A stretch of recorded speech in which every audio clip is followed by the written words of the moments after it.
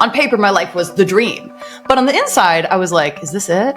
Are you looking for fulfillment in all the wrong places? I just feel like in the Western culture, we're doing it wrong. Well, I think it's because we haven't challenged the status quo enough. Confidence coach Trish Blackwell is on Intentional Living with Courtney Meyers. Joy is a choice, and living is a choice. It's how many people live.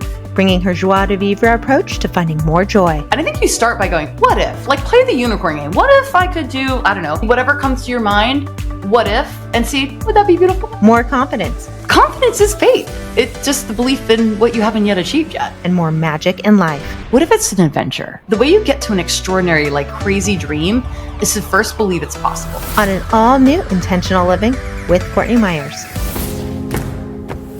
Welcome to Intentional Living with Courtney Meyers, a podcast dedicated to those seeking a more fulfilled and purposeful life through thought-provoking conversation, spiritual exploration, and authentic connections. The intentional movement has begun, and if you found yourself here, you are a part of it. Intentional Living with Courtney Meyers starts now. Hi, Trish. Welcome to Intentional Living with Courtney Meyers. I am so excited to talk to you today about a subject that I think is going to be really interesting. It's something I've really kind of started to see a trend in, and I'm actually really interested in talking to you about it because you had a light bulb go off in your head when you were sitting in a cafe in France, you said, of like how things were not working in your life and you needed to do things differently. So this is kind of like a twofold conversation for me because like French was my second major in college for a little bit. I have a love of, don't speak French to me because I haven't used it in ages. I won't be able to do it. Doesn't matter. You and I now are soul sisters because we are such a small minority of people who like study French. Do you know what I mean? Oh my Especially goodness. in American school systems. Yes, girl, oh my goodness. All I need to know. I will not speak French to you, but yes. Well, I know. Just think about it. And it's like, I grew up in San Diego. Everyone was taking Spanish. And then I went to school at USC where it was like, you know, I'm Southern California. I should be taking Spanish. It only makes sense. My dad owns a construction company. I should be taking Spanish. Like, this makes sense. Nope. I'm going to take French. 8 years of French. What has that gotten me? Yes.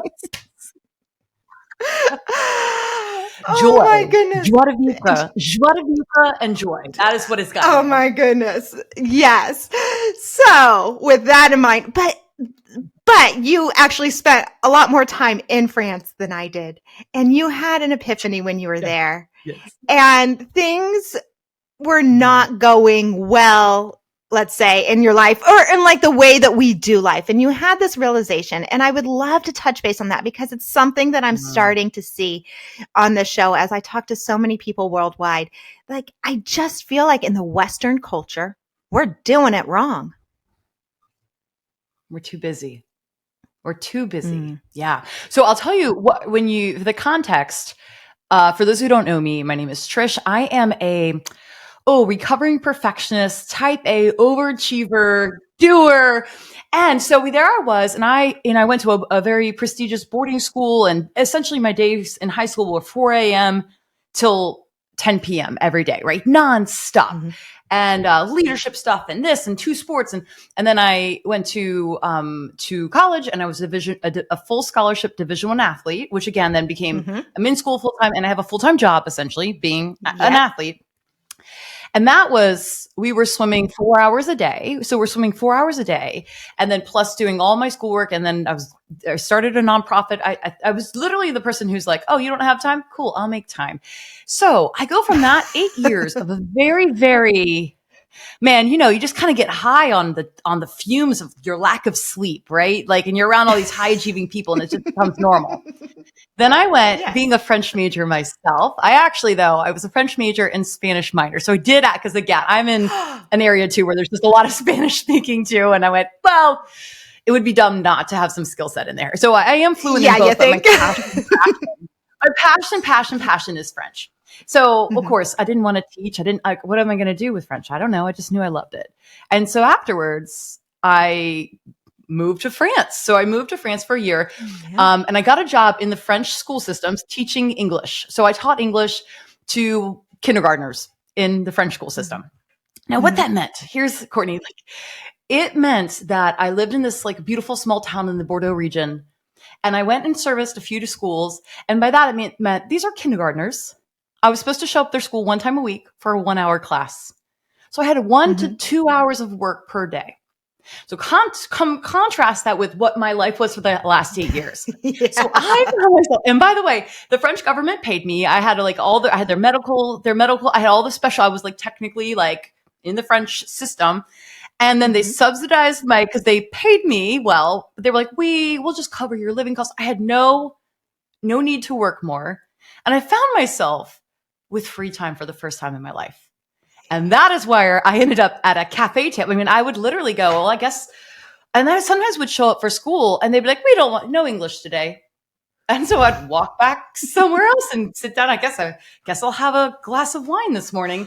And then I would sit there and I sat at a cafe and I spent a lot more time being still, being chill, like walking places, that European culture. That's so stereotypical, but so real. And I needed to give you context of how much free time I had compared and what a difference it was from my American high achieving lifestyle. Because on paper, I had it all together. On paper, my life was the dream. But on the inside, I was like, is this it? Like, is this it? And being an athlete, I was always fit and had the physique I wanted, but I was constantly not enough, constantly felt like I wasn't enough. And I struggled with body image, with the decade-long eating disorder that no one knew about, because if I was a perfectionist and I'm a Division I athlete, well, I need to really pretend I have it together. And when you are that level of athlete, when you just do extra, people don't question it as a sickness. They go, oh, she's motivated. So I was compulsive in that. So context going, pretty miserable inside, outside, beautiful, shiny life. But I was too busy to slow down and realize that I had no confidence. I had confidence from my achievements because I could achieve anything, right? I was like, oh, I set the goal, I'll do it. But I didn't have confidence in like who I was or what my purpose was, or just that it would be okay to I would still have value if I wasn't achieving other things, you know? And so then I, at this cafe, I can still remember the day I'm sitting with a pen and paper, and I was looking at these women passing by and I was like, they are all beautiful. This whole stereotype of French women, it's so true. But why? Because they weren't all like super, super skinny. They weren't all, model-esque curvy. They all had different body types, except I went every single one of them, every different weight, every different age. They have more. Why are they more beautiful than me? And I was just curious about that. And I went, what is it? They're all confident. And because I was a nerd, I was like, and this is pre-cell phone, like you could look up a definition. I was like, well, let me thumb through my dictionary and look up how. I was kind of embarrassed that I didn't know how to say, well, she's, because I knew, I will speak in French for this.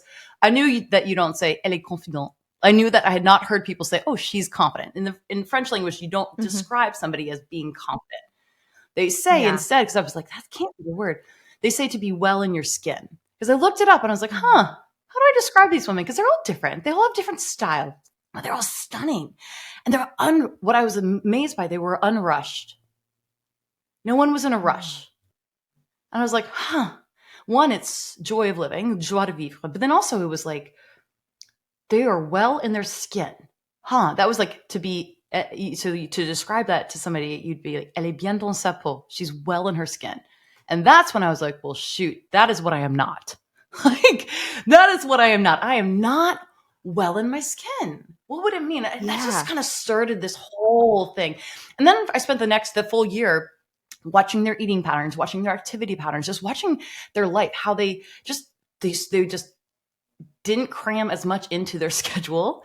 They weren't as obsessed about achievement and showiness as we are, or at least the circles I was in the States were. And so when I came back, I just was like, okay, well, this is it. I'm helping the world with this. Like, I want to help people and it's so interesting. I got into confidence and confidence coaching, and I really, the people I help are the high achievers. I help I sometimes like the most beautiful or most successful person in the room is often the one with the least amount of confidence, but nobody knows it. And I'm like, I get the struggle. And so that is what really launched me into this. And my takeaway now is, to very much on brand with what you teach on, is intentional living. They live with more intention. Yeah. And I think we live with ambition in the United States, and I love being ambitious, but I think there's a beautiful marriage between the two. Yeah. Yeah. I wonder how we get there though, because everything you're saying is so true. The majority of people I talk to on this show have gone through something like that, are these overachievers. And then we hit this. I mean, hello, I'm that too, and in my mind, achievement is love. Achievement is acceptance. Like that is my skewed way of thinking. And I'm not going to put that on anyone to make me that way. It's something I've curated for myself, that if I do this, I will be loved. If I look this way, I will be loved. And that's, I think, a really common thought process for a lot of people, for high women achievers especially, and then add in the high achievement on top of it. But even like, I know that there's something different about the European culture. And part of that is this like living life. Why do you think we've gotten so far away from just like living our life as opposed to rushing through our to-do list of life? Right. You know what? I think why we are so focused culturally on achievements that we lose our priorities of what really fills us. I'll speak to it because I go back to France often. Like I spent a month there this summer with my children because I want to expose them to that culture. Right. So, but a previous trip to France, I went back and visit some friends, and I was speaking to one of my French friends, and I said something about, I was asking some of these questions, and she said, well, I don't understand that how Americans can eat or stand while eating. Why would you ever stand while eating? Because we were talking, I said, well, do you ever snack in the, she went, why would I ever waste the pleasure of food? And why it's a pleasure focused culture. Yes. I take pleasure in my food. Therefore, I will not multitask. I will not be on a screen. I will eat and enjoy and sit down. She laughed. She went, I literally would never not sit down and give them a meal, anything I'm eating, full attention. Because if you really won't see a lot of people, especially in Paris, like walking through the streets while they're eating. Maybe every now and then a sandwich. There's certain areas if you're close to a park, but it's not like people don't do things on the go. They value certain pleasure in life, and then they slow down for it. And it goes back to a little bit of like what you were saying of like, if you really feel loved, like we do all these things, but why? The real question is why? So I could feel loved. And I think the French culture has got so much pleasure. At least I'm going to speak to the French culture because I've spent so much time in France. There's so much openness about being loved, being attractive. They're just more open about, you're beautiful, you're attractive, you're lovable. We love this. We love the pleasure. Like it's just life is beauty. Why would you rush that? It's just, it's fascinating. I'm just so curious, like how that we got in this culture that we don't like celebrate that stuff. I mean, even as you're talking, I'm thinking about it. Right before we got on this interview, I've been editing and working all morning. And literally my husband goes, have you eaten anything today? I'm like, I think I had half of a muffin before I took my daughter to school. So I sat in the kitchen. I stood in the kitchen and grabbed a piece of leftover steak and just cut it. I mean, literally as you're talking, and I cut it like on, a cutting board. I didn't put it on a plate. I didn't even heat it up. It was a cold piece of steak. I'm like, I got to eat something before I jump on this call. Like we do that. And even like when we know, like I know about this and I've studied things like the blue zones and the Mediterranean diets and like these different ways of life that I think are really where we need to go and that will help us actually like really embrace what life is. But even when I know this stuff, I still find myself in that habit, falling back into those habits of standing at the kitchen, scarfing down a piece of steak before I jump on this call. Like that that didn't happen overnight. Like it's something to say our culture doesn't have time. Our culture doesn't make time to eat. Yeah. As if it's like, right, we've got this like weird relationship with food. So it happens because you see other people saying, oh, I don't need to take a lunch break. I'll just work while I eat lunch. And it's like, these are all micro dismissals of basic human pleasure, I think. I think as achievers, we're like, I can have pleasure once I do this, and this. And then that sets people up to drink a bottle of wine at night by accident. Because you're like, well, I'm going to be really like, and then you haven't eaten all day. We're so productivity focused that we don't know what we actually want. I think we get sucked in. I think honestly, if you come from a culture where there's a lot of high achieving people around you, you just don't even question, and you go, this is what people do who are successful. I think really the question is we have to start asking ourselves, what is success? Yeah. Well, that's what I was going to say. It's like, when is that enough going to be enough? Because as a high achieving person, as a motivated person, you're never going to hit that. Okay, I've achieved it. Now I could relax and enjoy myself. And like, what are we working for? Like, what are we doing this all for? There's like you said, we do need to come back to these simple parts of life that we don't. And I think that's where, spirituality comes in and things like faith. And like, we need to remember what we're doing here, because we are constantly on the go, and it does not, there's no health benefits to us. We are over medicated. We are over anxious. We are exhausted. Like, everything is wrong. Even the food, like going back to even food, the food we eat in the States, so much of it is, you can't even get abroad because it's like banned. Like, what is this instant gratification that we think we need to have here versus like, okay, let's sit down and enjoy ourselves. And I'm guilty. I'm right there with that. So I'm just kind of like, why? Like, why are we wired this way? Well, I think it's because we haven't challenged the status quo enough. The status quo is the do more and then you will achieve more. And I think that's why I get really, really like nerding out on confidence. I think true success is being able to achieve more in less time. So I'm looking at focused productivity versus high productivity, because if I'm looking at that, how do I fuse the American lifestyle that I love and also the French lifestyle that I love? And what would a perfect, beautiful, symbiotic relationship look like? And I think it looks like believing that you don't have to work as hard to achieve what you actually want. And so the self-trust, one of the core confidence, components of confidence is to trust. It's self-trust. And so you can put out and essentially do what you're supposed to do it with excellence and trust that it's enough. See, most of us do it and they're like, well, I should do a little bit more because we live in such competition all the time. So we're always overdoing, we're always hustling. The difference too is, I guess, the difference between hustle and flow, but hustle and flow. But truly, like, I want to be somebody who is hyper focused, hyper productive, but anti-hustle. And I think that's a delicate balance. And that comes down to how do you actually execute on that?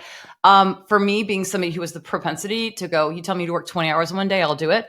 I actually put little boundaries on myself and I track my time, even though I work for myself. I have my own coaching business, but I clock in on an app every day just so that I don't overwork. If I have set a cap of you will work 35 hours this week, because that's how French people work, I stop. Even if I have other things I could do, I hold myself to that, because I'm like, I will get sucked into an 80-hour week because I just get excited, right?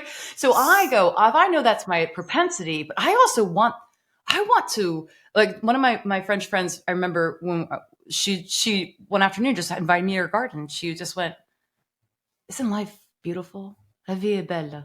And I was like, how can I just get this?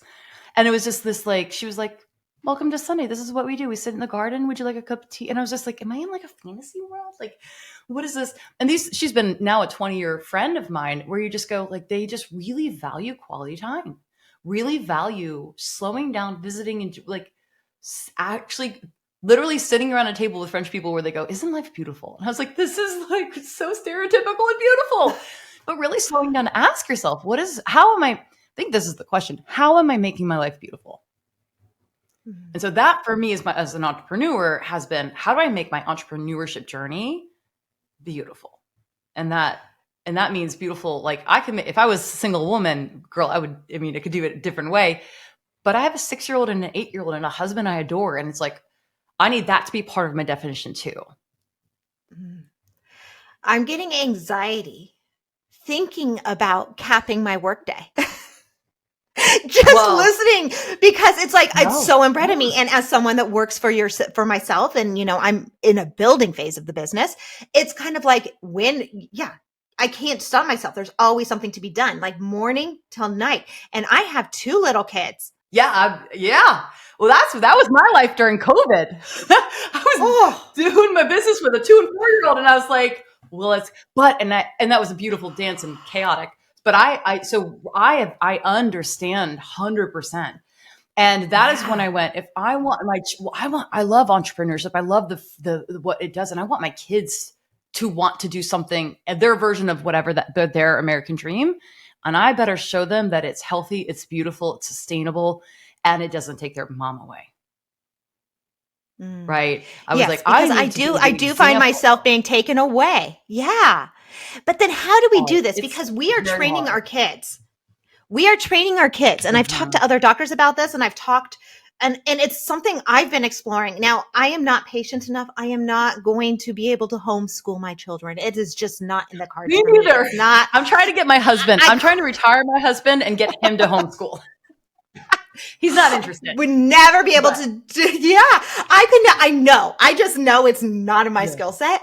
But then I think about the school system, and not a knock on teachers. Teachers are wonderful, but the way things are designed here, we are designed to just create these little versions of us, these little robots that are just going to clock in, clock out, go through the system.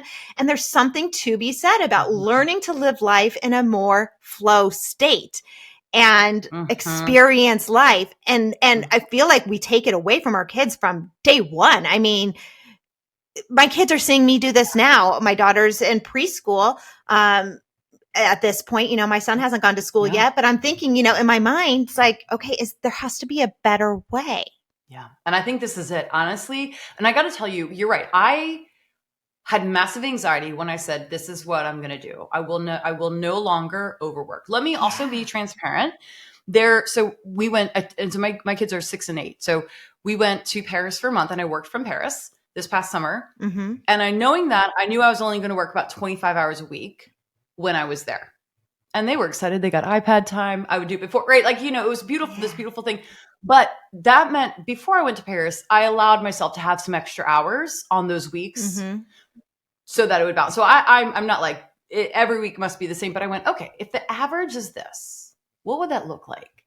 And how would that make me available? But also when I hit that to go nothing, I think it's the American brain to go, but this is more important because I can see the results. And I want to go with a French balance of, except I know my value is my kids and my family and real life.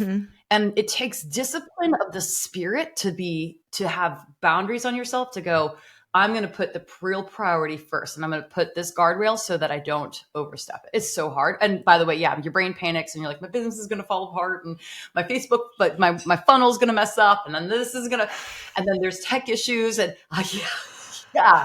But you go first at any change. And this is why I love confidence. And I help high achievers set crazy goals and then knock them out of the park. And you're like, the way you get to an extraordinary, crazy dream is to first believe it's possible. I'm even working down to what would it look like to 10x my business, but work 30 hours a week? And I have no idea. It's the who. It's who do I have to become to be that effective? Versus you always want, instead of asking how do I do it? Because that I have no answer to. I don't know how, but I know it's possible. And we start there. So who do you have to become to get past that anxiety so that you can be present in the moment that you want to spend and turn off the achieving you, and you want to be the present you? How do we connect with that spirit of us? Yeah. Well, you know who she is first. We go, who do I need to become? I need to become a woman. And let's speak to the entrepreneur who might be listening. I need to be so confident in the way that I'm showing up in the world that I believe that my efforts compound, that I don't have to fight frantically for attention, and that I am strategic, and that what I'm putting out into the world will resonate, and that my consistency will pay off. And I'm going to trust that what I've done is enough. And the mental space I give myself in the time off is actually making me a better thinker, better in my delivery, better in my coaching, better in my marketing. And therefore, my marketing is going to land more. So I will pay less for my Facebook ads than if I was exhausted, because my brain is going to be different in the copy that I'm writing then versus the copy I'm writing when I'm exhausted. Because the exhausted us comes from a place of desperation. The rested us, that's it's like the French woman who's who's maybe not in the best shape, but you're like, how are you so confident? You're so beautiful. She's just like, it's all working. I'm on my way. Like, it's just this trust that it's working. I really believe it's as simple as that. I trust my business is working for me, and I trust myself. Like, I think I love that, especially because we're in an online world, right? That freeing thing for me was really starting to believe my business wasn't fledgling. It was working for me even when I wasn't working yet. And that gave me some breathing space. And so I said, I have to become a woman who has so much confidence that the content she puts out, the intellectual property that she teaches from, is so unique and so different that it's going to resonate and it's going to pierce in the way it's supposed to for the right audience. And that for me to continue to deliver at that high capacity, I don't stress. I don't spend my free time overworking and being distracted or working a million business ideas. I stay focused on one path. I ask what's working, I ask what's not, and I stay and I make those adjustments. And then in my free time, I invest in myself, whether it's through coaching, mentorship, reading books. So I'm like, I'm always my greatest asset is my brain. And so therefore, I'm a woman who is not scared to go to bed on time because she values her sleep. Because her sleep is what makes her brain good, and her brain is what makes her coaching good, and her brain and her coaching is what makes her money. Whereas old Trish, pre-kids, I was like, I just got to work all the time. But I didn't trust my brain. You keep saying that word trust. And I think that is a big word, because I think that's what it is. We don't trust that what we're doing is enough. We don't trust in our abilities. We don't trust in ourselves. We don't trust in we don't have faith. That's another big topic I talk about is faith. And to have faith, you have to have trust. Like whether that's a spiritual, a religious, any sort of like higher power, we have to have faith that things are working for us. Like you said, we have to have trust that these things, our efforts are enough. And I don't think we trust ourselves as a whole, because why else are we just like killing ourselves? You nailed it. That's the reason we are killing ourselves. And then we also there's a little bit of a flex to be like, I work harder than you. Like, I think I had to release that emotional flex, because that's what I thought was giving me that mental edge. Now that my mental edge is like, no, I trust my brain, and I think really powerful thoughts, and your thoughts create your reality. And then to speak to faith, I do come from a Christian background and a faith background. It's really important to be, my perspective on it is, if I have been given talents, gifts, ideas, and I have the ability to steward them well and multiply them, and I believe I'm not the person who gave them to myself. I believe that God put gifts in me to share with the world. Then why do I also think I'm all on my own and I have to hustle on my own? If I am trying to say, here's what I've been given, I'm going to multiply it, I'm going to share it with people, and I'm going to watch it grow and bless others and nurture others and flourish. If I'm going to come from any standpoint in faith in my life, then I also have to believe I'm going to do what I do, and I'm going to trust that God does the rest, right? And multiplies, opens doors and opportunities that would be. So that, for anybody that's coming from a similar faith background as mine, that gives me a lot of peace. Because then it's not only do I trust myself, I also trust the God that I believe in, right? I'm like, I trust the process, and I trust the bigger picture. And when my brain panics, it's like, but I'm like, no, girl, this is called faith. Because like, confidence is faith. Mm-hmm. Like it's faith in what you can't see. Having the confidence to believe that you can achieve whatever it is that you're setting your mind to. It's just the belief in what you haven't yet achieved yet. And it's this beautiful dance of faith.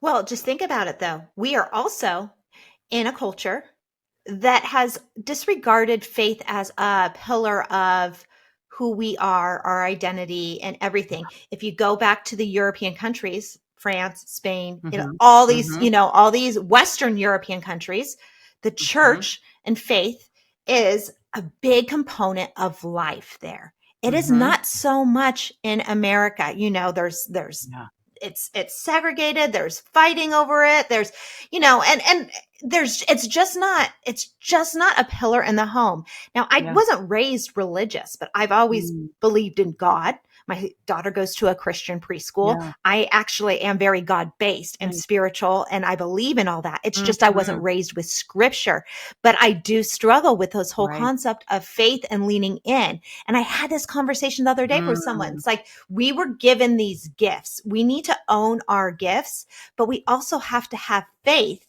in them that we are doing our, like that they're given to us for a purpose so that we can serve with them, but everything that we need is going to be taken care of. And so there's this balance, like, cause it's like, you're not alone. Like you just said, like there is this voice in your head that keeps saying like, no, I have to do it. But that is so counterintuitive if it comes to trust and faith. Trust and faith means you believe something Yep. bigger than you is going to help usher the way and open those doors. Yeah. What you said really resonates. And even if someone doesn't have a base or any familiarity with scripture, I think anyone of almost any faith would be familiar with the 23rd Psalm. And if you read a modern version of it, it's "The Lord is my shepherd, I shall not want." That's like the New King James. More modern is "I shall not," or "I lack nothing." And that one little phrase, I'm like, I lack nothing.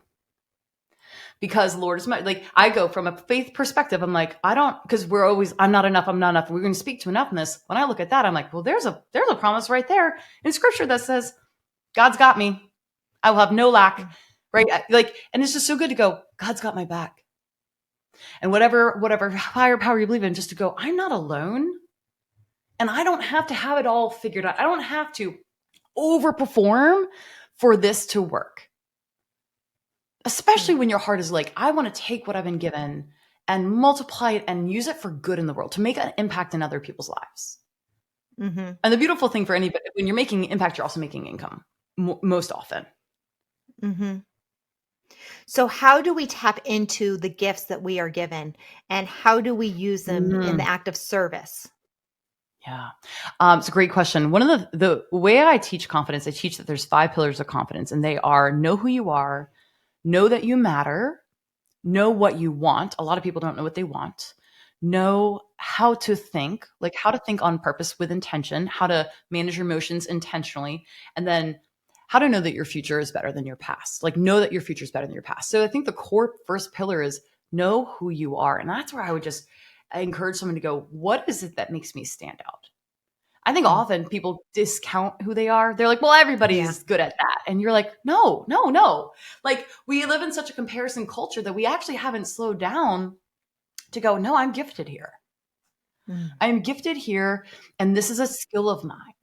Or I have maybe it's great social skills, or you're an incredible connector. Or maybe we're like, well, I'm not like this, or I'm not a model, or whatever all of us have, based on whatever our background experiences, have 1 or 2 things that we're not, that we're like, well, if I was that talented. Yeah. But like, there's so many different types of gifts. And I think there's some deep diving and some journaling that can happen. And this is where coaching obviously is really effective, to go, what is it that I have that's unique and special? What are the seeds that have been planted in me that I want to multiply, that I can steward, what are the talents that I can multiply? I heard a great quote from Lisa Bevere that said,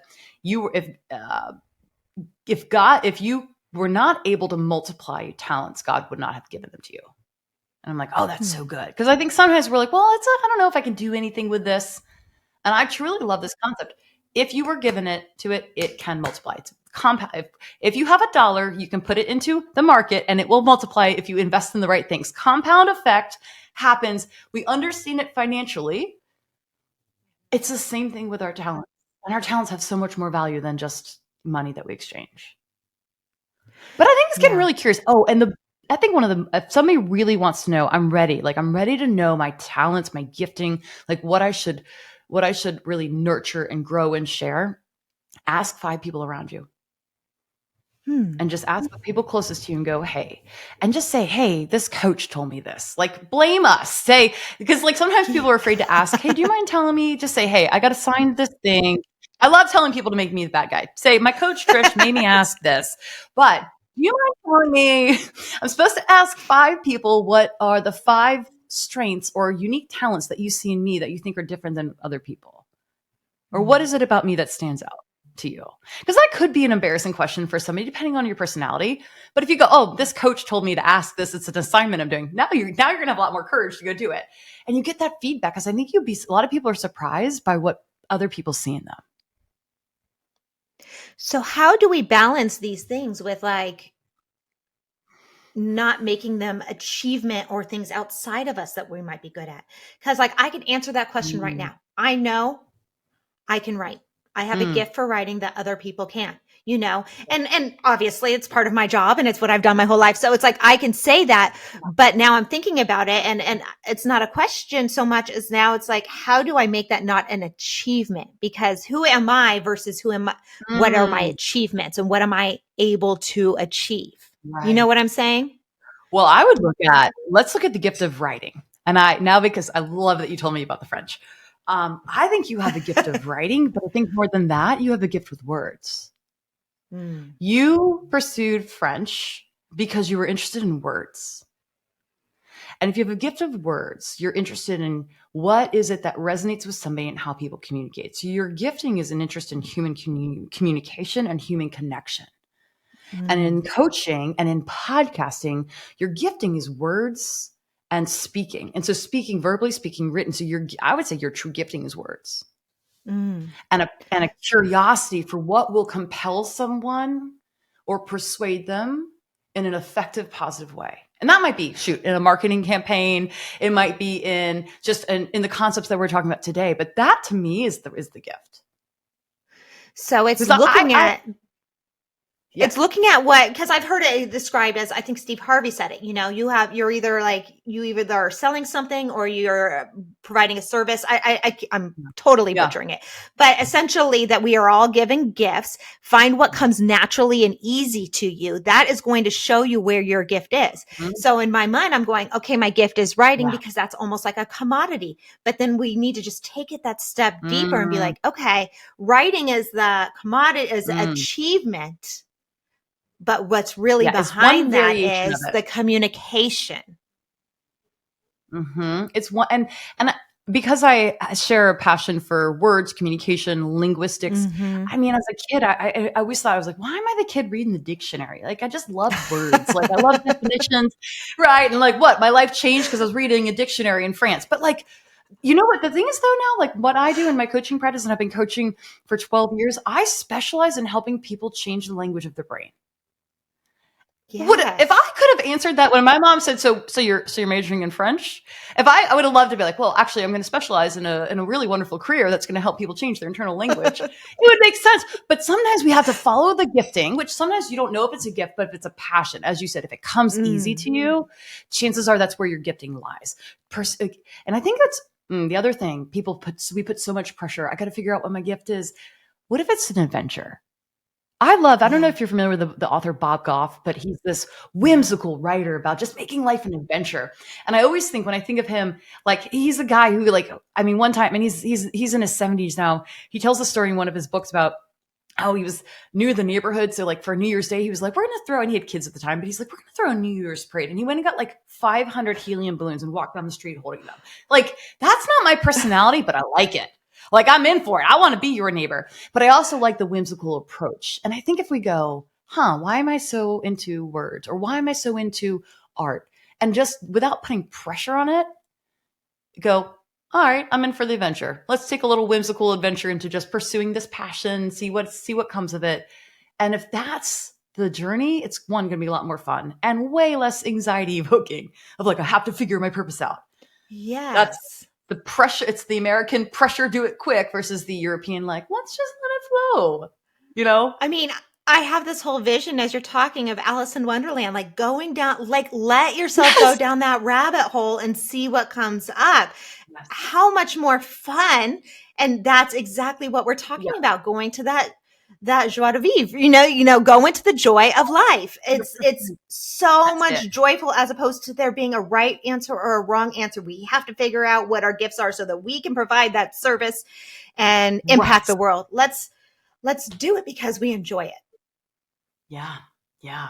And speaking of joie de vivre, if you look at with that phrase in French means joy of living, but it's for those who don't know Mm-hmm. the way French conjugates, if you use an infinitive, which the word vivre is an infinitive, and if you use it in a statement, it makes it an imperative. It makes it a command. It makes it instructions. And I love that. I actually have that phrase tattooed on me because I needed to remember, because this used to not come natural at all to me again. But I got it tattooed on my hips so that every time I peed, I saw it. And it says joie de vivre. and if I look at it, I remind myself joy is a choice and living is a choice, which I know you're going to love because intentional living. But like so many of us go through life versus how many people live. And so I love the reminder every day when I'm like, oh, to live. Or what are you doing today to live? How am I actively engaging in the action of living versus I got to get the work day. I'm like, being productive is not living. It's fun. I like it. Believe me. But what would it look like for me to live today? I think that's a good starter question. What would it look like as busy as I am? Maybe you have an 11-hour workday and plus kids commuting and stuff like that. Okay. And with the margin that I have, what would it look like to live that well? Mm-hmm. It's making me think of another French word, that to be like. I'm going to butcher the language. Like I said, I have not spoken in English. No, you're doing it, girl. Like, don't judge yourself. No.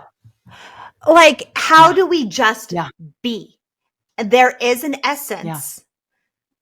I mean, I guess we're just jumping into talking French culture, but there is an essence of just existing and being, I mean. Yeah. Well, one of the things I landed on in my coaching this year was, especially having been in Paris for the month, because I was playing with this and really trying to answer this in a way so I could communicate it to my audience. Like, how do we execute this? And I realized for me, one of the highest compliments that anybody could ever give me is work ethic. Man, that girl's got work ethic, right? Yes. She's a tryhard. Like we can praise some people on some work ethic. And when I praise someone on the work ethic, I actually really mean it well. Like, so that culturally America knows how to do it. So I was like, okay, I can jazz up on work ethic. And I have a lot of clients who are like, oh, nobody can match my work ethic. And that gives us confidence. So here's my challenge to you. Tell me if you like how this feels. I have been questioning to myself, Trish, you already know you have an incredible, impeccable work ethic. What about your life ethic? You know how to work hard. Do you know how to live hard? Like, not hard and like, I'm going to drink myself silly. Sometimes we have like, oh, he's been living hard. I don't mean it in the biker, a Harley Davidson context, but I mean it in the let's compare that work ethic and life ethic. And I went, because then if I can make it something I can achieve, that I can practice it more. That living beautifully, the ethic of because when I die, I want people to say that girl showed up. Man, she went all out. She worked hard, but I also want people to say she lived beautifully. And that is where that got me doing some soul searching, where I'm like, okay, what does that mean for me to live beautifully while I'm also having this work ethic that I'm proud of? So I want to be equally proud of my life ethic as my work ethic. And it's challenging every day. I love that you said this. It brought up the story of when I spent about a month in France in my 20s. I think I was like 25 or 26. Mm-hmm. And I was in the south of France. Talk about bikers. There was a French Harley Davidson crew that came, and I was on the coast having a glass of rosé and like some seafood dish. I don't know what. And I, rode my little Vespa over there on like these cliffs that were so scary. And this Harley Davidson crew of bikers, like burly men with their leather jackets, and it's beautiful in the south of France, walk into this dainty little restaurant and sit down and order white wine. Talk about living hard, but just being. It is like exactly what you're saying. It's living hard and beautifully. And they're like, and then I'll have some kava, please. It was such such official, so out of place, but it's exactly what you're saying. No matter how hard you can live a beautiful life as well. Yeah. Yeah. And I think that's the challenge. And for those of us who are driven and you're like, but it feels like a soft goal. I actually think if we phrase it that's why it's challenging. That makes it even let that be the challenge, that it's hard to wrap your head around what it's a subjective finish line versus the subjective. Did I make this much this month in my business? Did I do this? Let yourself be challenged by that. Cause we know we like challenges. Otherwise, you wouldn't be working as hard. Like, Yeah. we like the challenge. So lean into that and go, Yeah. all right, I'm going to challenge myself. Like, what in 2024, what would make my life more beautiful than it was in 2023? I think that's a start. I love that. I love phrasing it as let that be your challenge, because you're right. We do treat working hard, being the best, achievement as a challenge that we can one up the next person. We wear it as a badge of honor that, oh, I worked Whether a we like it 16-hour or day. not, I mean, I'm in for it. yeah. I mean, I Yes. came from Hollywood. Like, you didn't do anything unless you were willing to work 60. I think I can't even remember at what point in my career it was just kind of like, no, you don't, like, there's no overtime. I mean, I was salary, so I never got it, but like, there was no overtime. You worked a 10-hour day, and then possibly they would consider overtime. And that was just like the standard, just the way it is. Like, that is the culture. And it's like, you don't not do it because it's such a glamorous career, which it isn't, but it comes across that someone else will come in and take it. So it's like you wear those, like, oh, I'm willing to work 16 hours a day. I work till 3 a.m. I'll be back at 6 a.m. on set. No big deal. And that's like and you think you're a badass because of it. I want to be the badass biker chick that stops to have my glass of rosé. Yes. Or Sounds so much more like, fun. I want the glamorous life that I can just make my own rules. How much more glamorous is that I can, like, I just don't do status quo. Like, yeah. why not? Well, who even makes the rules? Like, who made these rules that we decided that Great we need to question. follow? Like, exactly right. Yeah. when we break it down, like, who is in charge? Why? Yeah. I was the kid that asked Which why. is why you got to decide. Yeah, you're in the phase. Well, that's also, I think it's why it's really important. If we go back to how my pillars of confidence, the question, that middle pillar, was how to, like, to be confident, you have to know what you want. And I think so many people, even high achievers, a lot of my clients who are physicians or lawyers, are doing career switches because nowhere in their residency or their first 10 years of their career did they actually ask, do I want this? Yeah.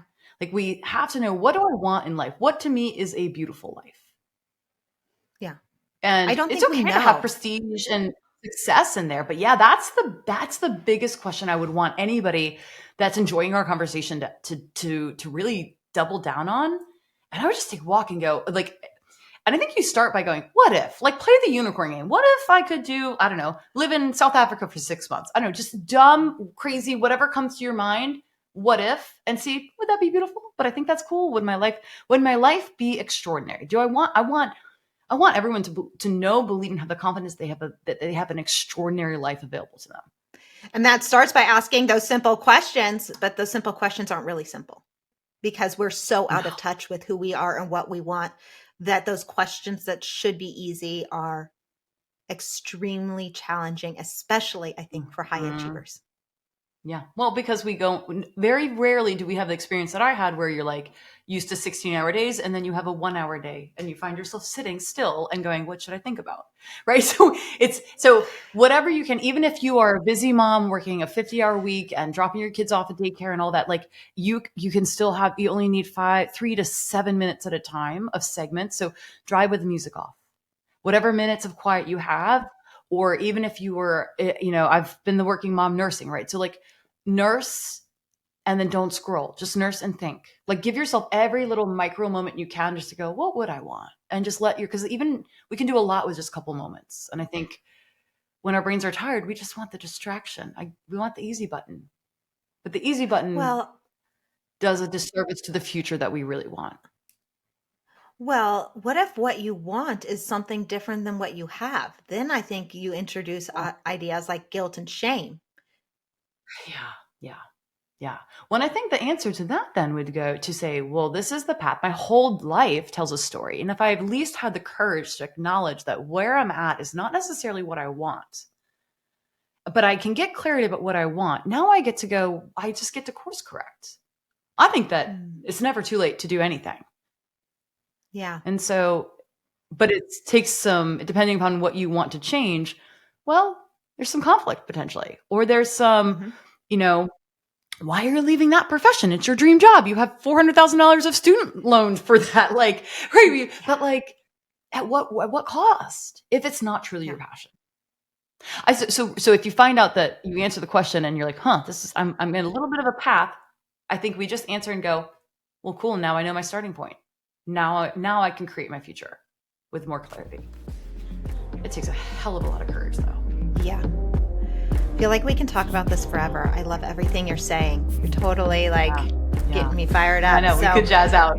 Yep. I'm just realizing, I'm like, how long have we already been talking? This has gone by so fast. You have such great information, and I love this. How do we get in touch with you and work with you? Because it's a great way to approach life, and I think we do need to take some of this to heart. Yeah. So if you're a podcast listener, I have a podcast that is called the Confidence Podcast. You can get it anywhere you listen to podcasts. We have 11 years of weekly shows. So we're at episode 570 something. So chances are, if there's a topic, I've covered it, that is on confidence, courage, commitment, consistency. I'd love for you to check that out. But you can also find me at trishblackwell.com. On Instagram, I'm Trish_Blackwell. And I also have a coaching membership called the College of Confidence, where I help high achievers ask themselves a lot of these questions and shift what they want in life and then execute on that. Which, when you're going solo, it's a little scary. When you have somebody walking it with you, becomes a lot easier to do. So collegeofconfidence.com is where you can find out about that. Oh my goodness. Thank you so much, Trish. It was Girl, a great conversation. I love so much talking fun French talking to you stuff. today. Come on. And that's it for today's Intentional Living with Courtney Meyers. Thank you so much for listening. And thank you, Trish Blackwell, for geeking out with me all about French culture and how we bring joy back into our life. If you want to work with Trish, I'll put all the information in the show notes below. And as always, you can find Intentional Living with Courtney Meyers and Intentional Media on our website at CourtneyMyers.com. That's where you'll find our books, our courses, and everything else we have going on. I'll talk to you soon.